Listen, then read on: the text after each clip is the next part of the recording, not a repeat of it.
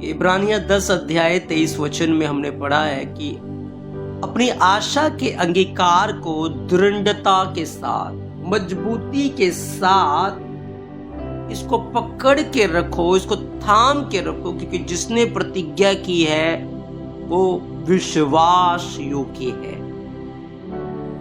हम सीख रहे थे कि जीव के वश में जीवन और मौत दोनों है, और जो उसको काम में लाना जानता है वो उसका फल भोगता है।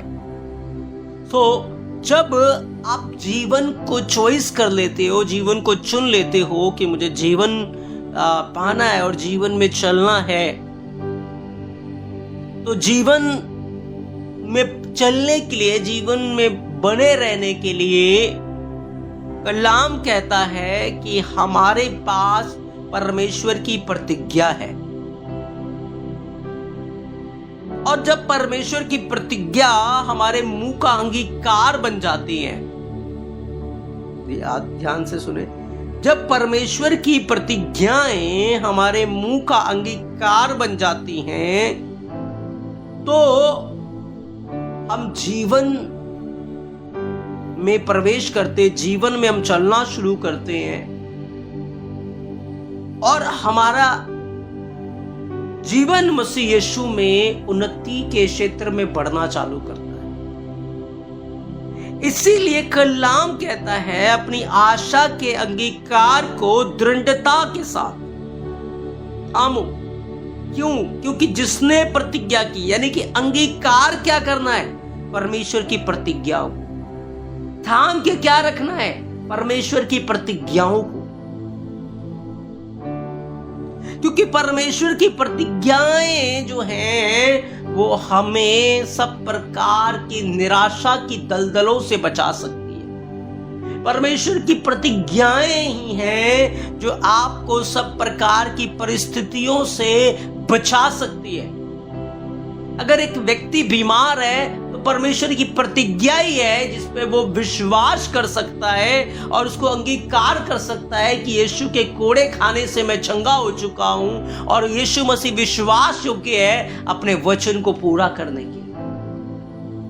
अगर आप निराश हो और आपको कोई उम्मीद नजर नहीं आ रही, तो आपके पास प्रतिज्ञा है कि आशा से लज्जा नहीं होती, क्योंकि परमेश्वर का प्रेम पवित्र आत्मा के द्वारा हमारे हृदय में डाला गया है और यीशु मसीह आपकी आशा है। इसलिए आपको निराश होने की जरूरत नहीं है। आपके बाल बच्चों के लिए परमेश्वर की प्रतिज्ञा है, आपके फाइनेंस के लिए, आपके बिजनेस के लिए, आपकी जॉब के लिए, आपके काम के लिए, आपके बढ़ोतरी के लिए, आपके घर के लिए, आपके परिवार के लिए, बच्चों के लिए, पत्नी के लिए, एवरीथिंग, सब कुछ के लिए। इवन जो विश्वास में नहीं है उन्हें विश्वास में लाने के लिए हमारे पास क्या है? हमारे पास परमेश्वर की प्रतिज्ञा है। इसीलिए बाइबल कहती है कि अविश्वास को बोलना नहीं है। अपने व्यर्थ की बात को ना बोलो, उसको अंगीकार मत करो। तुम बीमार हो और 100 बार कह दो कि मैं बीमार हूं, तुम ठीक होने वाले नहीं हो। लेकिन अगर 100 बार ये बोल दो कि यीशु के कोड़े खाने से मैं चंगा हो चुका, मैं बीमार था लेकिन अब यीशु के कोड़े खाने से मैं चंगा हो चुका हूं, बीमारी चली जाएगी। तुम गरीब हो और दिन भर चिल्लाओ कि गरीब है, कुछ नहीं है, ये नहीं है, वो नहीं है। इससे अच्छा है तुम ये बोलो, यहोवा मेरा चरवाहा है और मुझे कोई घटी नहीं है, मुझे कोई घटी नहीं होगी। बोलो, जवान सिंहों को तो घटी होती है, लेकिन यहोवा के खोजियों को किसी भली वस्तु की घटी नहीं होगी। जब तुम अपने अंगीकार को बदलोगे तो परमेश्वर तुम्हारे हालात को बदलेगा। जब तुम अपने शब्दों को बदलोगे तो परमेश्वर तुम्हारे जीवन को बदलेगा। जब तुम्हारा अंगीकार सही हो जाएगा तो फिर तुम देखोगे कि तुम्हारी जिंदगी, तुम्हारा जीवन सब सही दिशा में जाने लग रहा है। लेकिन लेकिन अगर अंगीकार आप अपना ठीक नहीं करोगे तो जीवन कभी बदलने वाला नहीं है, जीवन कभी ठीक होने वाला नहीं है। आपको अपना अंगीकार मसीह में सही करना है, अंगीकार। और अंगीकार क्या करना है? परमेश्वर की प्रतिज्ञाएं, परमेश्वर की प्रतिज्ञाएं आप जब अंगीकार करते हो तो ये आप अपने मन से नहीं बोल रहे या किसी व्यक्ति के विचारों को नहीं बोल रहे, ये परमेश्वर के मुंह से निकली हुई उस शब्द को आप बोल रहे हो, उस जीवन को आप बोल रहे हो। और बाइबल कहती है जिसने प्रतिज्ञा की वो फेथफुल है, वो विश्वास योग्य है अपनी प्रतिज्ञा को पूरा करने के लिए। लेकिन वो जो अंगीकार करते हैं उनके जीवन में वो प्रतिज्ञा पूरी हो जाती है। इसीलिए कलाम कहता है कि तू अपने जीव के द्वारा जीवन को प्रोड्यूस कर, जीवन को क्रिएट कर, जीवन को बना, ताकि तू उसके फल को देख पाएगा। अपनी आशा के अंगीकार को दृढ़ता से थामो, क्योंकि जिसने प्रतिज्ञा की है वो विश्वास योग्य है। इब्रानियों 4:14 में लिखा है, इसलिए जब हमारा ऐसा बड़ा महायाजक है जो स्वर्गों से होकर गया, अर्थात परमेश्वर का पुत्र यीशु, तो आओ अपने अंगीकार को दृढ़ता से थामे रहें। अपने अंगीकार को दृढ़ता के साथ थामो। तुम्हारा अंगीकार तुम्हारे जीवन को बदलेगा, तुम्हारा अंगीकार तुम्हारे हालातों को, तुम्हारी परिस्थितियों को बदलेगा। लेकिन सोचो, आप घटी में गुजार रहे हो, कमी में जीवन गुजार रहे हो और आपके पास कुछ नहीं है, आपके पास प्रॉब्लम्स है, लेकिन अंगीकार नहीं बदल रहा, कुछ नहीं बदलने वाला। जब अंगीकार बदलोगे तो जीवन, हालात, परिस्थिति, एवरीथिंग बदलना चालू हो जाएगा।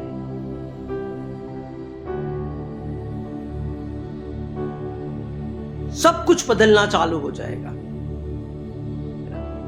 इसलिए बाइबल क्या कहती है, देखो, जब 1 थिमोथेयुस 6:12 के अंदर आप पढ़ेंगे, लिखा है, विश्वास की अच्छी कुश्ती लड़ और उस अनंत जीवन को धर ले जिसके लिए तू बुलाया गया है। विश्वास की अच्छी कुश्ती को लड़। अच्छी कुश्ती कैसे लड़ोगे? मुक्का नहीं चलाना,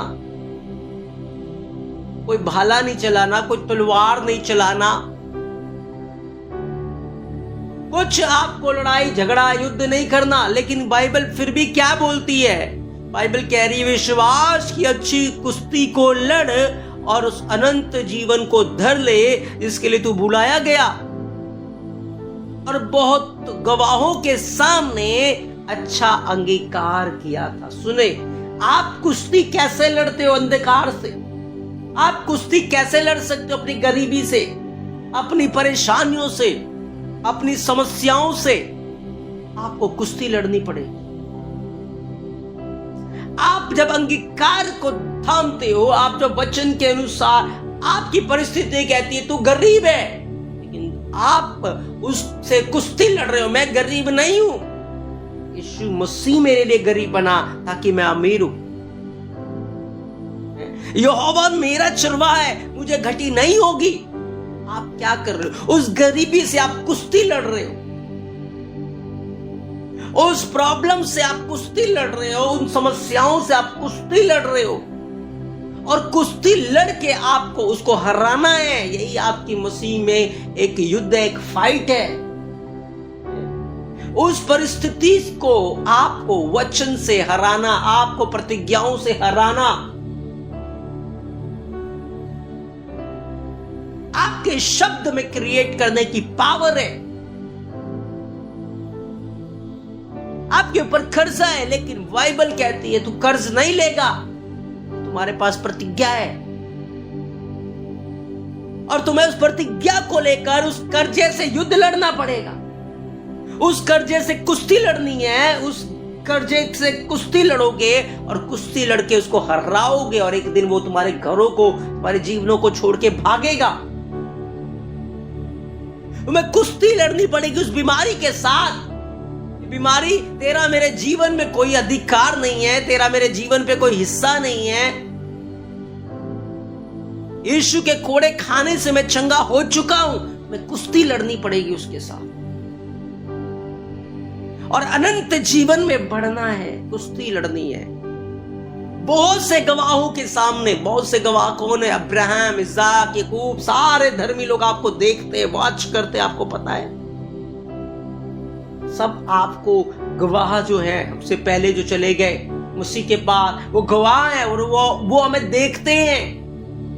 ये क्या अंगीकार कर रहे हैं, कैसे युद्ध लड़ रहे हैं, कैसे, समझ लो स्वर्ग में वो जो गवाह है वो दर्शक है और हम यहाँ पर मूवी चल रही है। जैसे हम देखते हैं ना प्ले ग्राउंड के अंदर क्या होता है, जो लोग खेल रहे होते हैं, प्ले कर रहे होते हैं, कुश्ती लड़ रहे होते हैं और दर्शक देख रहे होते हैं, ऐसे वो दर्शक है। और आज हम यहाँ पर फाइट कर रहे हैं और वो सब चीजों को कर रहे हैं, वो देख रहे हैं। जो इसीलिए बाइबल कहती है जो जय पाएगा वही जीवन के वस्तुओं का वारिस होगा, वही इन वस्तुओं का वारिस होगा।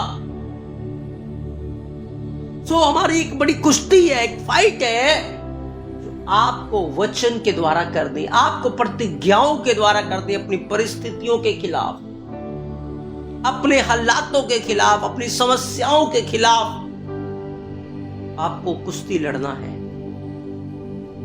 कुश्ती लड़ना है और जीवन की घोषणा करनी, जीवन को बोलना है। और जब आप ऐसा करने लगोगे तो ध्यान रखना, एक दिन वो गरीबी हार जाएगी, वो कर्जे हार जाएंगे, वो बीमारी हार जाएंगी, वो अंधकार हार जाएगा, वो समस्याएं हार जाएंगी, वो रोग हार जाएंगे, वो प्रॉब्लम्स हार जाएंगी, वो निराशाएं हार जाएंगी, वो सारी चीजें हारना, झुकना चालू होंगी और आप उठना चालू होंगे। आपकी एक कुश्ती है, आपकी एक मल्ल युद्ध है, मल्ल युद्ध है और मल्ल युद्ध करना पड़ेगा आपको। दाऊद गोलियत के साथ युद्ध कर रहा है। गोलियत क्या कह रहा है? मैं तुझे मारूंगा, मैं तुझे टुकड़े टुकड़े कर दूंगा। और दाऊद क्या कह रहा है? आज यहोवा तुझे मेरे वश में कर देगा और मैं तेरा सिर तेरे धड़ से अलग कर दूंगा। एक कुश्ती हो रही है उनके बीच में। वो मारने से पहले किससे लड़ रहे हैं? पहले शब्दों से लड़ रहे हैं, शब्दों से। आज हमारे पास कोई फिजिकल दानव नहीं है, कोई फिजिकल व्यक्ति नहीं है जिससे हमें युद्ध लड़ना है, लेकिन आज लड़ने के लिए वो अंधकार की ताकतें और वो सारी चीजें हैं जिसको आप वचन के द्वारा या प्रतिज्ञाओं से हम उन्हें मारते हैं, उन्हें हटाते हैं, उन स्थानों के ऊपर, उन क्षेत्रों के ऊपर अपना कब्जा लेते हैं। लेकिन बहुत सारे लोग क्या करते हैं? हार मान लेते हैं, वो अपने अंगीकार को बदल देते हैं, वो गलत बोलना चालू कर देते हैं, गलत शब्द बोलना, गलत अंगीकार, हार की तरह थका हुआ जीवन, हारा हुआ जीवन, निराशा का, गरीबी में, परेशानियों में, वो अंगीकार बदल के निराश होकर उन सारी चीजों को और डिप्रेस हो जाते हैं, परेशानियों में और डूबना चालू हो जाते हैं, और डूबना चालू हो जाते हैं। लेकिन जैसे जैसे आप खुद महसूस करोगे, जब आप अंगीकार बदलते हो, आप बार बार सुनते हो, वही आपको और ताकत दे रहा होता है, आपके अंदर नई ताकत क्रिएट हो रही होती है, नई ताकत क्रिएट हो रही होती है। इसीलिए बाइबल कहती है, विश्वास की अच्छी कुश्ती लड़, अनंत जीवन को धर ले जिसके लिए तू बुलाया गया है और बहुतों के सामने अच्छा अंगीकार कर।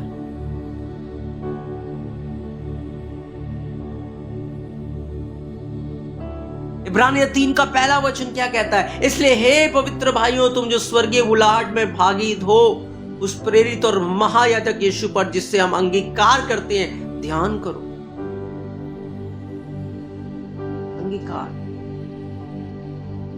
क्योंकि अंगीकार के द्वारा ही आप फाइट करते हो। उस 12 साल से जो औरत बीमार है, वो कैसे फाइट कर रही है, वो कैसे अपनी बीमारी से युद्ध लड़ रही है? उसका अंगीकार, उसका अंगीकार। और जैसे जैसे वो अंगीकार कर रही है, अपने शरीर में नया बल प्राप्त कर रही है, नए ताकत प्राप्त कर रही है, और परिस्थितियां और हालातों को बदल रही है, और चीजें उसके फेवर में चेंज होती जा रही है, बदलती जा रही है। रास्ते तैयार हो रहे, मार्ग तैयार हो रहे, चीजें तैयार हो रही। क्यों? उसका अंगीकार। बहुत सारे लोग आज हार का जीवन जी रहे हैं, तो उनके अंगीकार देख लो आप। उन्हें छोड़ दिया फाइट लड़ना, मान लिया कि हम ऐसे ही हैं और वैसे ही रहेंगे। उन्होंने अंगीकार अपने खराब कर लिए, शब्द खराब कर लिए, और इसलिए उनका कुछ नहीं हो सकता। परमेश्वर भी उनके लिए युद्ध लड़ते हैं, उनके लिए काम करते हैं जिनके अंगीकार होते हैं। आपको पता है, बाइबल में बड़े सारे सिद्धांत हैं मिरेकल्स के और काम होने के, परमेश्वर के काम करने के। कई बार परमेश्वर जब आप नए होते हो, परमेश्वर यूं ही आपके जीवन में चमत्कार करेंगे, यूं ही आपके जीवन में काम करेंगे। लेकिन जब मसीह में आप बढ़ने, प्रभु चाहते हैं आप सीखो अपने मिरेकल को छीनना, मिरेकल्स को काम में लाना, और फिर उनके जीवन में तब काम होता है जब वो वचन के अनुसार बोलना और करना चालू कर देते हैं।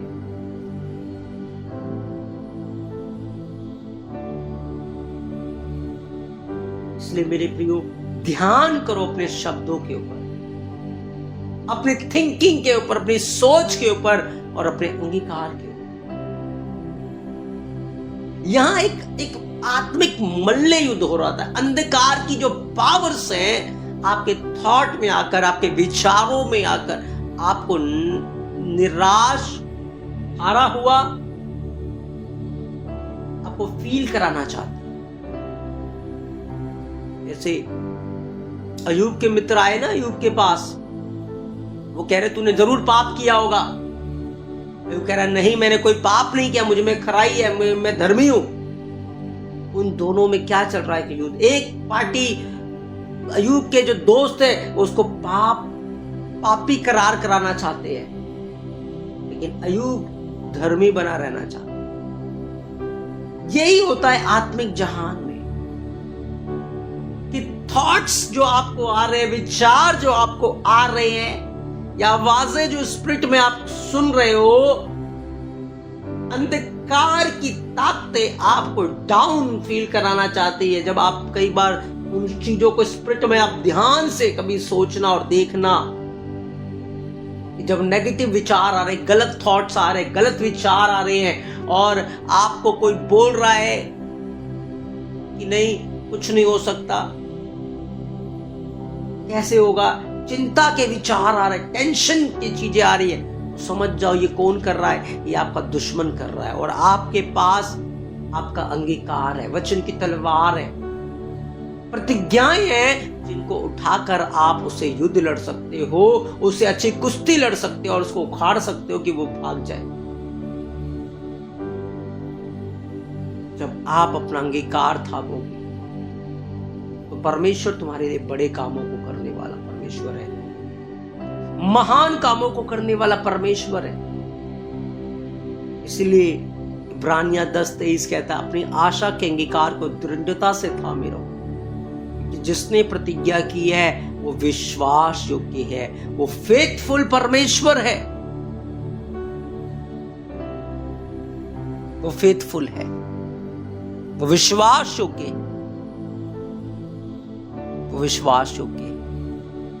आपको पता है हनन्याह, मिशाइल, अजरिया आग की भट्टी से नहीं डरे। क्यों? कि उसका अंगीकार आपने सुना, उनका सोचना था, उनका अंगीकार था, हमारा परमेश्वर हमें धधकती आग की भट्टी से बचा सकता है। आज आपको पता है कितने पासवान, कितने विश्वासी डरे हुए। क्यों डरे हुए आपको पता है? क्योंकि उनका फेथ नहीं है कि मेरा परमेश्वर मुझे उन सतावों में, उन कलेशों में, उन चीजों में बचा सकता है। उनकी सोच नहीं है, उनका फेथ नहीं है, इसलिए वो डरे हुए हैं, घबराए हुए हैं। बहुत सारे विश्वासी डरे हैं, सेवक डरे हैं, पासवान डरे हैं, लोग डरे हुए हैं। हम डर जाते हैं। क्यों डर जाते हैं? क्योंकि हमारा फेथ नहीं है परमेश्वर के ऊपर कि हमारा परमेश्वर हमारे विरोधियों से हमें बचा सकता है, हमें सब प्रकार की चीजों से बचा सकता है। हमारा फेथ नहीं। अगर फेथ हो तो अंगीकार होगा, विश्वास है तो अंगीकार है, और अंगीकार है तो मिरेकल्स है। और हनन्याह, मिशाएल, अजरिया ने यही तो अंगीकार किया। राजा, हमें तुझसे डरने की जरूरत नहीं है। राजा, हमें तुझे जवाब देने की भी जरूरत नहीं है। जानते हैं हमारा परमेश्वर कौन है। हमारा परमेश्वर हमें तेरे हाथ से बचा सकता है और तेरी धधकती हुई आग से भी बचा सकता है। हम जानते हैं उनका विश्वास है अपने परमेश्वर के ऊपर, और वो अपने परमेश्वर के लिए मरने के लिए भी तैयार है। इसलिए उनका अंगीकार दे, और उनके अंगीकार ने उनके लिए बड़ा मिरेकल पैदा कर दिया, दिखा दिया कि उनका परमेश्वर उन्हें धधकती आग से बचा सकता है। अगर हनन्याह, मिशाएल, अजरिया का परमेश्वर धधकती आग से बचा सकता है, पतरस का परमेश्वर जेल से निकाल सकता है, तो आज हमारा परमेश्वर हमें क्यों नहीं बचा सकता, और क्यों नहीं निकाल सकता, और क्यों नहीं कर सकता? क्या वो परमेश्वर बदला है? नहीं, वो नहीं बदला। हमारे अंगीकार बदल गए, हमारी सोच बदल गई। अगर उस परमेश्वर ने हमें अब तक निकाला, सोचो, सुनो, इजरायली क्या बोलते थे। बाइबल कहती है परमेश्वर मिस्र के ऊपर 10 विपत्ति डालकर बड़े बड़े काम करके इजरायलियों को निकाल के लाया। लाल समंदर 2 भाग कर दिए, ऊपर आग का खंबा दिख रहा, बादल का खंबा दिख रहा। इतने बड़े बड़े काम परमेश्वर ने करे। वो जंगल के अंदर इतने मिरेकल्स, इतने अचंभे के काम जो परमेश्वर ने कभी नहीं किए थे, वो इजराइल के लिए किए। इवन अब्राहम इतना विश्वास में दृढ़ था परमेश्वर के साथ, इतने मिरेकल्स अब्राहम ने नहीं देखे, नूह ने नहीं देखे, आदम ने नहीं देखे, हनोक ने नहीं देखे, किसी ने नहीं देखे। इतने मिरेकल्स इजराइलियों ने देखे, इतने मिरेकल्स मूसा ने देखे, मूसा ने किए। लेकिन बाइबल क्या कहती है? परमेश्वर ने इतने बड़े बड़े काम किए और उन्हें काम देखे और परमेश्वर की महिमा की, परमेश्वर की बड़ाई की। लेकिन जब वो आगे जंगल में बढ़ रहे थे, कुछ लोगों ने जब गलत रिपोर्ट दी, 10 लोगों ने आकर उनको क्या बताया? आपको पता है, उनके अंगीकार बदल गए। परमेश्वर नहीं बदला। परमेश्वर कह रहा मैं तुम्हें कनान ले जाऊंगा, मैं तुम्हें वायदे के देश में लेकर जाऊंगा, ओ मैं तुम्हें बसा दूंगा। और इजरायली भी एग्री थे जाने के लिए। लेकिन क्या हुआ? जब उन लोगों ने गलत बातों को सुना, उनके अंगीकार बदल गए। परमेश्वर हमें वहां मारने के लिए लाया है? परमेश्वर को मारना ही होता या परमेश्वर को काम करना ही नहीं होता, तो वो क्यों इतना सब कुछ सहता और आगे यहां तक लेकर आता? उनके अंगीकार चेंज हो गए, और जब उनके अंगीकार चेंज हुए, उनका अंगीकार ही उनके लिए फंदा बन गया, उनका अंगीकार ही उनकी मौत का कारण बन गया। परमेश्वर नहीं बदला, उनके अंगीकार बदल गए। आज बहुत सारे लोग मसीह में जब आए थे, क्या अद्भुत दौर और बड़े काम हो रहे थे, लेकिन क्या हुआ? धीरे धीरे अंगीकार बदल गया, विश्वास बदल गया, विश्वास का लेवल बदल गया, और इसलिए आज वो बड़े काम नहीं हुए। परमेश्वर नहीं बदला, हम बदले। अगर आप चाहते हो परमेश्वर हमारे जीवन में बड़े काम करे, अपने अंगीकार को बदल दो, परमेश्वर की प्रतिज्ञाओं को थाम लो, अपने अंगीकार को बदलो। मेरा परमेश्वर हमें बचाने की ताकत रखता है, हमें छुड़ाने की ताकत रखता है, हमें बढ़ाने की ताकत रखता है, वो सब कुछ करने की ताकत रखता है, उसे सब कुछ हो सकता है। जब आप अंगीकार बदलोगे तो परमेश्वर आपके जीवन के हालातों को बदलेगा। परमेश्वर आपके जीवन के चीजों को बदल के रख देगा। मैं घोषणा करता हूं, जब आप अपने जीवन में अंगीकारों को बदलोगे, अपने लेवल को बदलोगे, परमेश्वर आपके लिए सब कुछ बदलने जा रहा। आप सेम नहीं हो यीशु मसीह के नाम में, आज के वचन हमारी जिंदगी के हालातों को, परिस्थितियों को बदल के रखेगा और तुम नई चीजों को प्राप्त करोगे मसीह यीशु में। आमेन, आमेन।